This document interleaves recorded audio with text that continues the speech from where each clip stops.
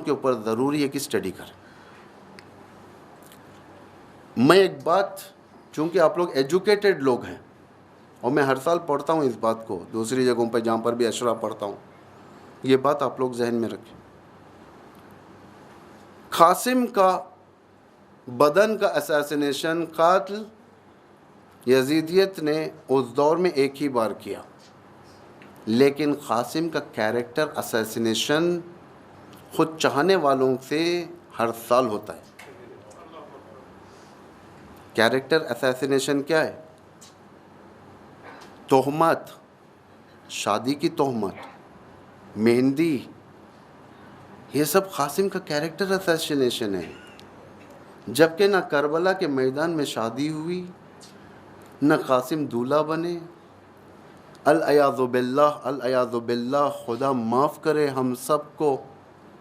कासिम की जो निस्बत जिस औरत से दी जाती है, कुबरा से, कुबरा हज़रत कासिम की भाभी थी और शौहर हसन मुसन्ना ज़िंदा थे।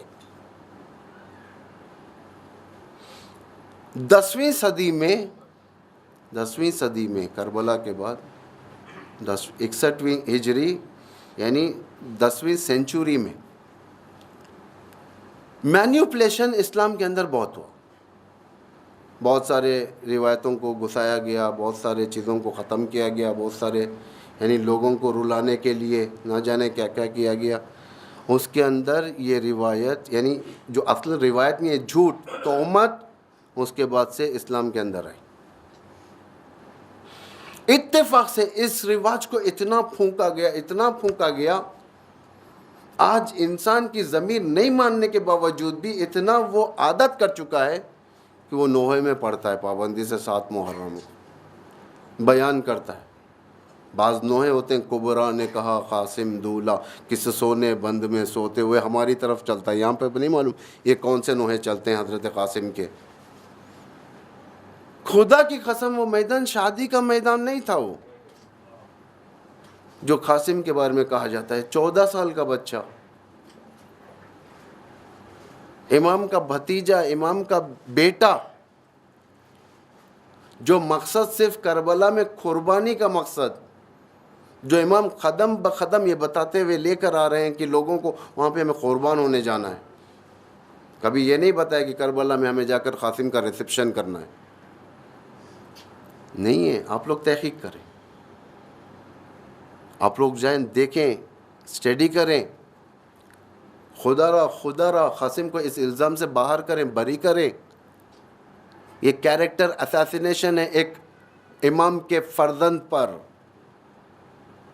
इमाम हुसैन का सर नीचे हो जाएगा। जिस इमाम हुसैन की बेटी से निस्बत दिया जा रहा है, वो बेटी इमाम हुसैन की हसन मुसन्ना की बीवी है। हसन मुसन्ना इमाम हुसैन के दामाद और करबला के अंदर मौजूद रोज़े आशूरा वो ज़ख्मी हुए ज़िंदा थे। वरना अगर खुदा न ख़ास्ता शहादत हो जाती तो एक एहतमाल, वो भी शहादत के बाद इस्लामी क़ानून ये है कि 4 महीने तक, उसमें भी एहतमाल नहीं दिया जा सकता। ये तो खुली तोहमत राइज हो चुकी है हमारे दरमियान। ये जब तक हम मुंह नहीं खोलेंगे, यूथ्स को नहीं बताएंगे, जवानों को नहीं बताएंगे, एजुकेटेड लोगों को नहीं बताएंगे, इंटेलेक्चुअल्स अगर खुदा न खास्ता खामोश रहेंगे, उलमा खामोश रहेंगे, कल के दिन इमाम हुसैन, इमाम ज़मान, हज़रत ज़हरा, इमाम हसन सब दामन पकड़ेंगे, कहेंगे तू हमारे ख़ानदान पर खुदा न खास्ता गलत रिश्ते का इल्ज़ाम लगाया।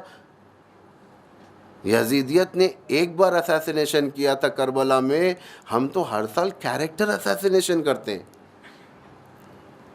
जवान, मैंने सुना कि आज कोई ज़ाकिरा जो लेडी, मोहतरम लेडी यहाँ पर जो पढ़ती हैं सुबह में, उन्होंने इस रस्म व रिवाज को डिनाई किया बाकायदा, यानी कंडम किया है। यकीनन ज़ुबान खोलिए, ज़ुबान खोलने वाले इमाम के सामने बरी होते हैं। महशर में जिस वक़्त पेश किए जाएंगे हम लोग, खुदा पूछेगा तूने वो क्यों नहीं बयान किया जो इल्ज़ाम लग रहा था। हम कहेंगे लोगों के डर से, लोगों के डर से। खुदा कहेगा तुझे लोगों का डर था, मेरा डर नहीं था। इमाम ज़मान कल के दिन सवाल करेंगे तो हम क्या जवाब देंगे? और ये जो जितने मसाइब हैं, कासिम की शादी वगैरह, ये सब लेटेस्ट मसाइब हैं, बनाए हुए मसाइब हैं। ये कितने साल पहले बने, ज़्यादा अरसा नहीं गुजरा।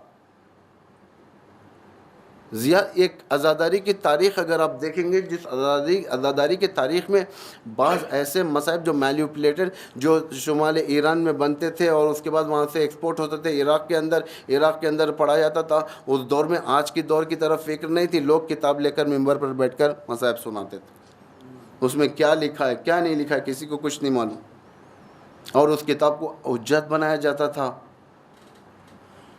आज जो नज़दीक तरीन, करबला से नज़दीक तरीन जो किताबें जो गुजरी हैं, यानी 200 साल के अंदर, 150 साल के अंदर वाली, उस किताब के बारे में कोई बात करने तैयार नहीं। इससे ज़्यादा नहीं बोलूँगा मैं, लेकिन दुरूद हो उस लेडी पर, उस मोहतरमा पर जो यहाँ पर औरतों के अंदर बयान की, क्योंकि औरतों में ज़्यादा रस्म है ये मेहंदी का। कहाँ से है मेहंदी? करबला में पानी कहाँ से आया मेहंदी बनाने के लिए? मेहंदी सिर्फ पत्ते तो नहीं लगड़े जाते। मेहंदी की खुसूसियत है कि जितना आप घसेंगे उतना ही मेहंदी। और अरब में दामादों के लिए मेहंदी का रिवाज कहाँ पर है? आप तहकीक करें, अरब में आज भी जो शादियाँ होती हैं क्या वहाँ पर मेहंदी लगाई जाती है इंडिया पाकिस्तान की तरह? या मेहंदी इंडिया से गई है, या मेहंदी कहीं ऐसी जगह से गई है, मतलब इंडिया, श्रीलंका, रसूल के इमाम हुसैन के पास करबला बना कर ले गए, वहाँ पर करबला में जाकर लगा दिया। तवज्जो करें, तहकीक करें, आप लोग खुदा तहकीक करें। कौम की हिमाकत के दलील ये होती है कि वो कौम की हिमाकत यानी वो कौम इडियट कौम होती है जो कौम सुनने के बाद तहकीक न करे। इमाम फरमाते हैं ऐसे लोगों को मैं अपने साथ नहीं रखता, इडियट्स को। हम कहते हैं हम दीवाने अहले बैत के, हम जो चाहे करेंगे, हम इमामों के दीवाने, मर मिटेंगे, फलां करेंगे। दीवान हैं, अशार भी हैं, हम अली के दीवाने, या कहीं पर दीवाने। इमामों को दीवानों की ज़रूरत नहीं है, इंटेलेक्चुअल्स की ज़रूरत है।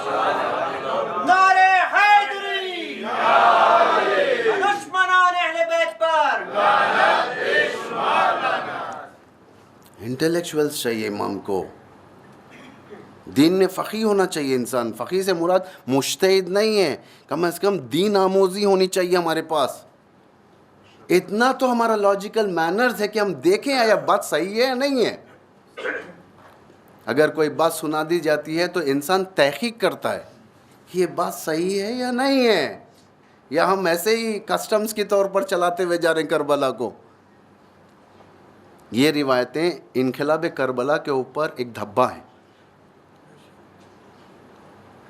मालूम है लोगों तक बात जाती है, लेकिन तब अफसोस ये होता है कि इंसान उसको रिपीट करें। फिर बाज़ जगह तो ऐसे मैं मजलिस पढ़ के उतरा, ये सब बयान करके नीचे वही मेहंदी का नोहा शुरू हो गया। हमारा काम है वमा अलैना इल्लल बलागुल मुबीन, अलैनल बलाग व अलैकल बलाग व अलैनल हिसाब। अल्लाह कह रहा है तेरा काम है पहुँचाना, हिसाब मैं ले लूँगा। तहकीक करें आप लोग, कॉलेजेस में जाने वाले, स्कूल में जाने वाले, औरतें लड़कियां तहकीक करें।